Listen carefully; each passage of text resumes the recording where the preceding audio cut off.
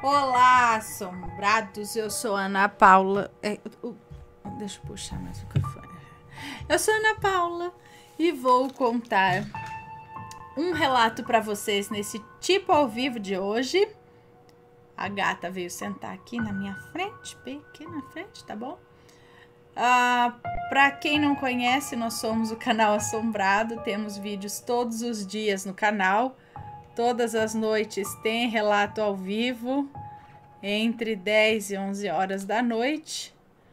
Todos os dias às 11 da manhã tem relato também. Tem tipo ao vivo de segunda a sexta.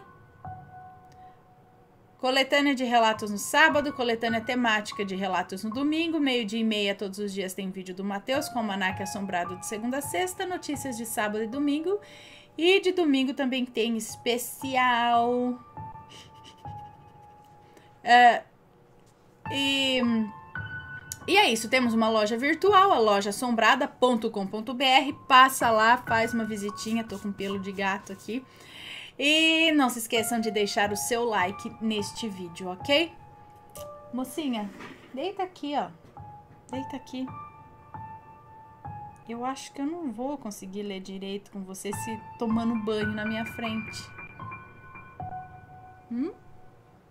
Deita aqui, ó. Isso aí, pronto, muito bem. Vamos ao relato? Vamos ao relato de hoje, então, que é este daqui. Acho que precisamos de ajuda. Vamos ver, deixa eu só colocar aqui, eu tomei choque já nesse microfone. Pé descalço aqui no chão, né? Vamos lá. É uma moça que nos conta. Acho que é, né?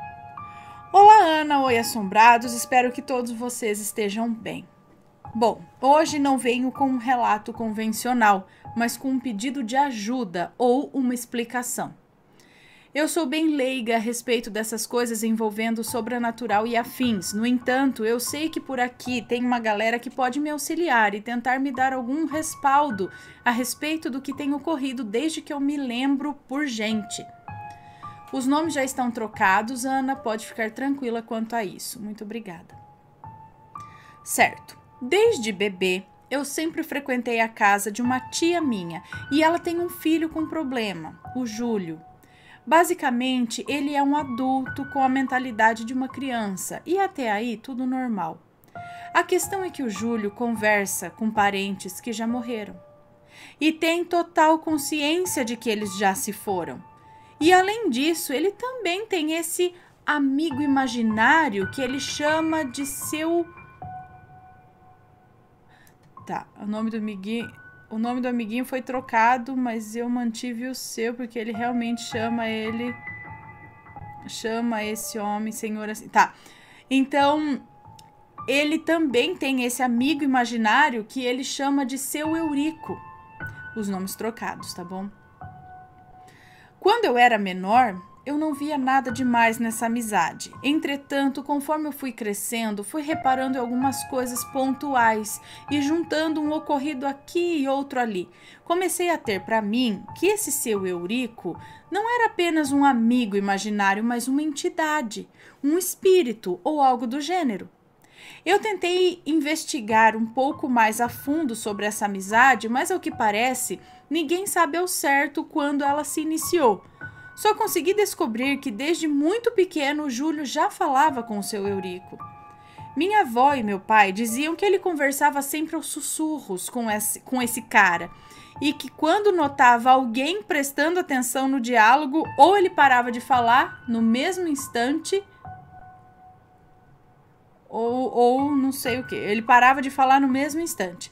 Apenas depois de velho, ele passou a falar um pouco mais abertamente com esse seu Eurico, mas sempre mantendo segredo sobre alguns tópicos. Às vezes é possível ouvi-lo dizendo coisas desconexas, e embora eu tente prestar atenção, é quase impossível de entender. Ele diz algo ao seu Eurico e então começa a balbuciar coisas estranhas. É como se fosse uma linguagem que ele criou para que ninguém saiba o que eles dois conversam. Por vezes o Júlio já foi pego conversando com parentes falecidos. No dia do noivado de uma prima nossa, a minha avó ouviu, meio nervoso, Minha avó o ouviu meio nervoso, dizendo a quem quer que fosse que ele já não poderia ir para a festa, afinal já estava morto. Outra vez, meu primo o escutou conversando com alguém, aparentemente um membro da família, pois ele perguntava por todos que já haviam falecido. Ao se despedir, no entanto, pediu para que a alma não fosse falar com a mãe dele, afinal minha tia tem medo desse tipo de coisa. O engraçado é que o Júlio parece sempre estar no piloto automático quando se trata de conversar conosco. Não se consegue um diálogo com ele. O máximo que sei é um tudo jóia, quando se pergunta se ele está bem. Se você pergunta algo mais complexo, como a respeito do dia dele, ele desconversa. Responde algo sem sentido, como um tá legal, sim, e coisas do gênero, mas não te responde.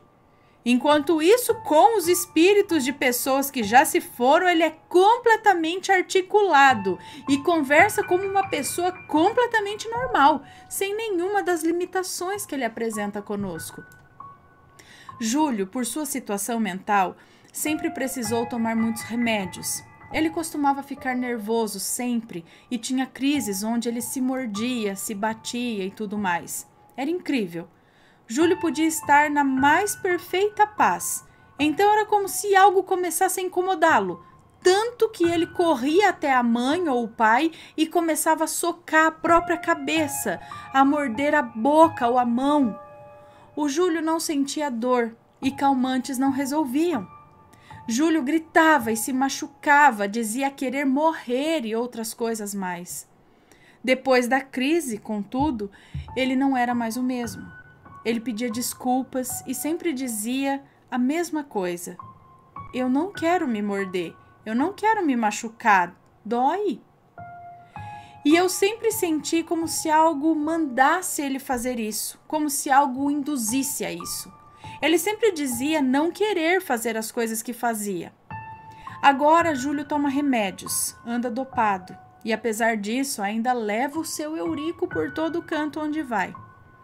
Ele não tinha um segundo de paz antes de ser dopado, assim como os pais dele.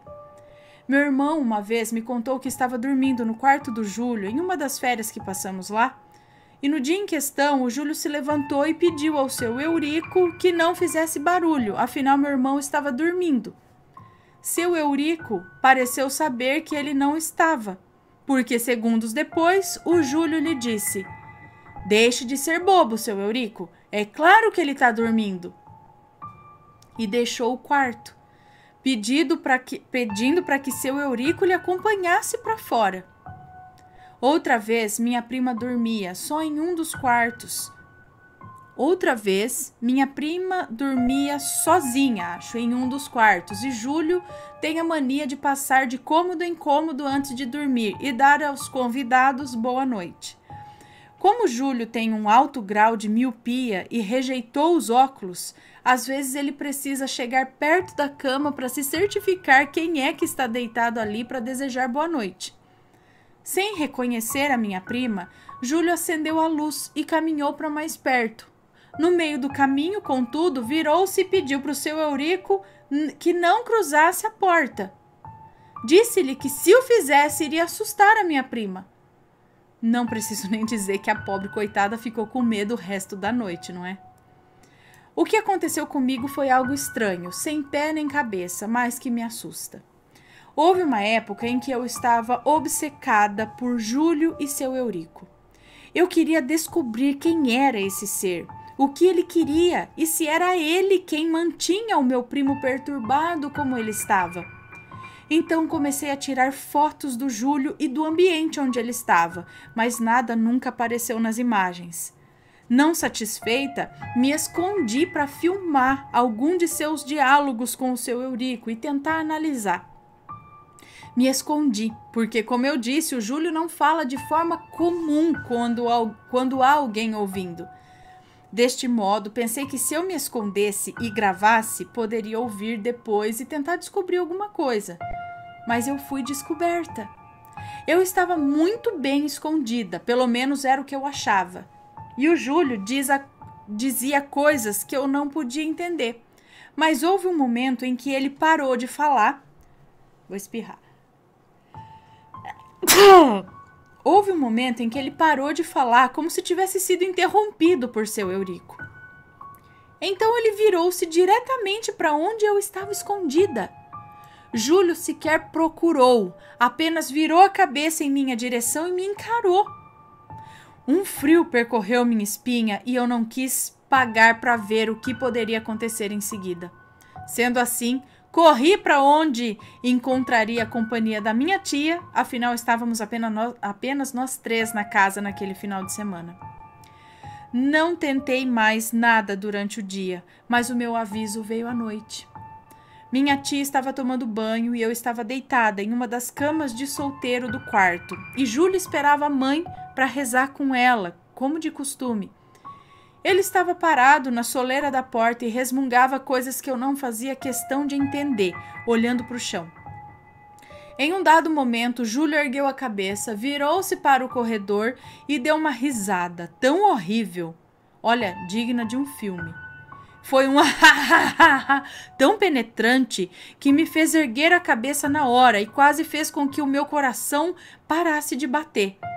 Ele me olhou, ainda rindo, virou-se outra vez para o corredor como se ouvisse alguém falando, então virou a cabeça em minha direção mais uma vez e disse essas exatas palavras. Tome cuidado com o seu Eurico. Tome cuidado com seu Eurico de grande cobra verde. Meu sangue congelou na hora. Ergui meus pés que estavam para fora da cama e orei o Pai Nosso tantas vezes que o fiz até de trás para frente, de tanto medo. Tomei isso como um aviso e jamais tornei a tentar descobrir nada desse tal Eurico. Outra coisa que me assombra em relação a isso é o meu pai. Ele nunca sonha, nunquinha mesmo, mas ele diz ter um único sonho recorrente. Nunca sonha, e quando sonha é com essa mesma coisa. Diz ele que no sonho, a casa dessa minha tia é dividida no meio, onde um lado é o lado dos vivos e o outro é o lado dos mortos. Ele diz ver os meus tios e a irmã do Júlio vagando de um lado para o outro, enquanto que o Júlio fica parado somente no lado dos mortos. Não sei se pode ter algo a ver, mas meus tios frequentaram muitos lugares diferentes, desde centros espíritas até terreiros de umbanda e tudo mais. E ultimamente eu tenho visto alguns vídeos de relatos onde algumas entidades não curtem muito quando as pessoas saem de repente e com algum débito. Meu pai uma vez me disse que acha que pode ser alguma espécie de cobrança, mas eu não acho que seja. Uma vez que o Júlio fala desde sempre com esse seu Eurico. Uma vez o meu tio disse que acha ter visto esse homem. Disse ele que viu um cara entrando dentro da casa e que só o viu de perfil. Saiu correndo e olhou em cada canto, mas não viu mais ninguém. Ele disse achar que era o tal do seu Eurico. Além de tudo isso, eu não me sinto confortável em alguns pontos da casa. Eu odeio ficar na rede depois que escurece. Eu sempre tenho a sensação de estar sendo observada pelas costas. Nesse mesmo lado da casa de onde sinto os olhares, é um lugar onde eu não gosto de gastar muito tempo. Me deixa desconfortável. E foi por ali onde fui pega por Júlio tentando gravar ele e seu Eurico. Lembro-me de uma noite a energia faltar e enquanto meu tio e o meu irmão tentavam acender uma lamparina, eu saí para observar o céu. Estava tão claro e tão bonito. Resolvi dar uma volta na casa e quando cheguei nessa parte, tive uma sensação tão terrível de estar sendo observada que corri como nunca antes. Parecia que algo me perseguia. Para o meu desespero, a porta que dá para a área estava trancada e eu continuei correndo sem nunca olhar para trás de medo. Não queria ver nada e não vi. Enfim, eu queria ajuda. Eu queria saber o que eu faço. Talvez esse seu Eurico seja um encosto que não deixa o meu primo e os meus tios em paz. Ou talvez eu seja louca e esteja vendo coisas onde não existem. Mas eu acho que tudo isso seja apenas... Mas eu não acho que tudo isso seja apenas coincidência. Algumas pessoas já fizeram orações por aqui e Júlio sempre ia para a igreja, mas o seu Eurico nunca foi embora, independente disso. O que vocês acham que pode ser? Acham que é mesmo um espírito? Como eu posso descobrir quem ele é e por qual motivo escolheu o meu primo para se escorar? O que eu posso fazer para mandar ele embora daqui? O que eu deveria fazer? Eu confesso que eu ainda morro de curiosidade em saber quem ele é, de onde surgiu e por que segue o meu primo em todo lugar. Mas ainda morro de medo, principalmente depois daquele aviso. Será que ele me fará algum mal se eu insistir em investigar mais sobre ele? Eu deveria deixar tudo da forma como está? O que eu devo fazer? Obrigada pela atenção, Ana e assombrados. Eu não sei. Se alguém... Ai, sentei em cima da minha perna, agora ela dormiu. Se alguém aí tiver alguma orientação, algum conselho, alguma coisa, deixe nos comentários, sempre com respeito, ok, pessoal? E, olha, eu não sei se tá prejudicando. Ele fala que o seu Eurico pode assustar, que é pra deixar quieto.